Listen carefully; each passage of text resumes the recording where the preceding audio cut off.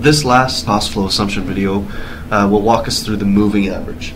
So the calculations for the moving average are identical to those for the weighted average. The only difference is the frequency with which we make the calculation. So if you remember from from weighted average, we calculated the weighted average cost of inventory one time for the entire period. Moving average does that same calculation. You can see it on the overhead here.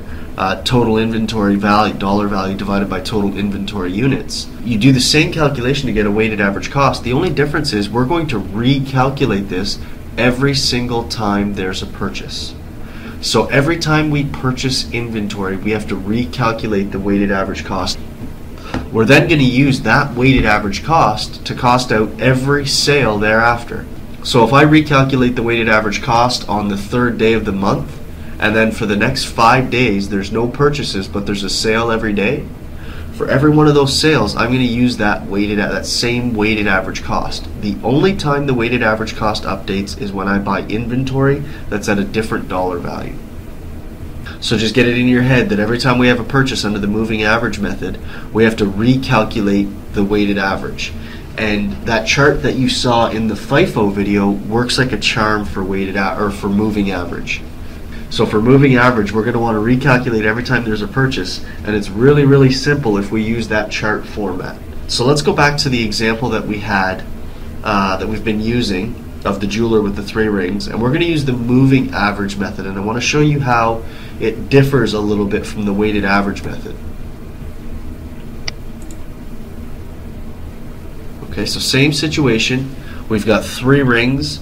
A jeweler has no opening inventory. They buy a ruby ring on the 5th of February, a diamond ring on the 14th of February. They sell the diamond ring 2 days later on the 16th, and then on the 23rd they purchase an emerald ring. Okay, so that's the activity for the month of February. We're going to use the moving average. Okay, so the moving average calculates the weighted average cost, similar to how we did for weighted average. The main difference, and I've highlighted it here and underlined it, is that we calculate the average cost every time there's a pure purchase. It's not just once for the entire month. Okay, so there's that chart that we used for first in, first out. Right? You've got 3 major columns: purchases, cost of goods sold, and ending inventory. And then beneath each you have a subheading for the number of units, the price per unit, and then the total. Okay? So let's just walk through. We'll take this activity that's listed up here at the top, and we're going to populate this chart with the activity. Okay? So in my purchases column on February 5th, we purchased a ruby ring for $4,000. So we bought 1 ring at $4,000. So that's a total cost of $4K, right? If you remember from the FIFO video, anytime we do something to the purchases column or the cost of goods sold column, we need to update our inventory, all right? So we had nothing in ending inventory, but we just bought 1 unit for $4,000. So after that purchase, we have 1 unit for $4,000 sitting in our ending inventory. On the 14th of February, we have another purchase. We purchase a diamond ring. So we buy 1 ring at $8,000 for a total cost of $8,000. Anytime I do something to the purchases or cost of goods sold column, I update my inventory. All right?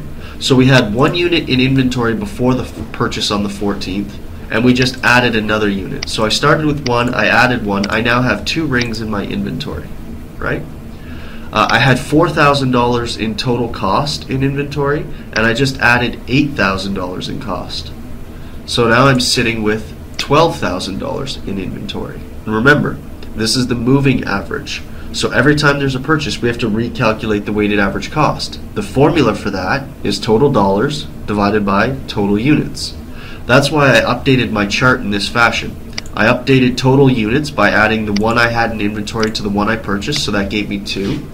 And then I updated my total dollar value by adding the $4,000 that was there to the $8,000 we purchased, so that gave me a total of 12. Now that I have that, I can back into my weighted average cost. So I have $12,000 in value across 2 rings. My average cost is $6,000 per ring. Okay?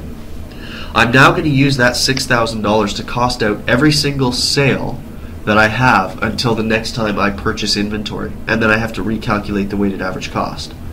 So on the 16th of February, when I sell that 1 ring, okay, I'm going to use the most recent weighted average cost that I calculated, which is this $6,000.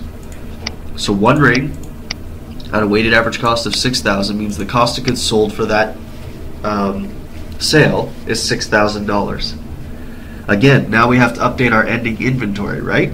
We had 2 rings, we sold one, so there's only one left. We had $12,000 in inventory, we costed out $6,000, so there's only $6,000 left. So obviously my weighted average cost is 6,000 divided by 1, or 6K, right? We just proved right there that the weighted average cost only changes when there's a purchase. We had a sale, we got rid of one of our rings, but notice that the weighted average cost hasn't changed. It's still sitting at $6,000. The only time it's going to change is when we purchase another unit at a different price. So let's move on to the 23rd of February when we purchased that emerald ring for $3,000. So we buy one ring at a cost of $3,000. Okay? So now our ending inventory is 2 rings, right? We had one, we just purchased another, so now we have 2 rings in ending inventory. We had $6,000 in the account. We just added $3,000, so we're now sitting at a value of $9,000. And now we can recalculate our weighted average cost, right? So update the total dollars, update the total units, and back into your average cost. So $9,000 divided by 2 units means that my weighted average cost is now $4,500. So if there were no more purchases before the next sale, the next ring would be costed out at $4,500, right? To get our cost of goods sold, again, you simply just sum up your cost of goods sold column. So our cost of goods sold is equal to $6,000 for the period, and our ending inventory is made up of those last 2 rings with a value of 9K. So ending inventory is $9,000. Right? So that's moving average cost. You calculate weighted average in the same way, you just do it more often. Every time there's a purchase, you recalculate the weighted average cost. And then for every sale thereafter, you cost it out at that most recent weighted average cost. So the easiest way to work this chart is to update your units, update your dollars, and back into the weighted average cost. The most common mistake made by students when they do these types of calculations, right? And it doesn't really, this isn't a really good example of it. You need more units than we're working with here. But the biggest mistake students make is they take the price, per unit price that was in inventory to begin with, they add the per unit price of the new units, and they just divide by 2. That's the average cost, not the weighted average cost. In this example, because we're only working with up to 2 units at a time in inventory, it works. But in the examples in your textbook and on the test, it will not work. You can't just add the original price to the new price and divide by 2. That's not weighted average. That's just average. So the way to get the right weighted average is to update your units, update your dollars, and then divide dollars by units to get the weighted average cost.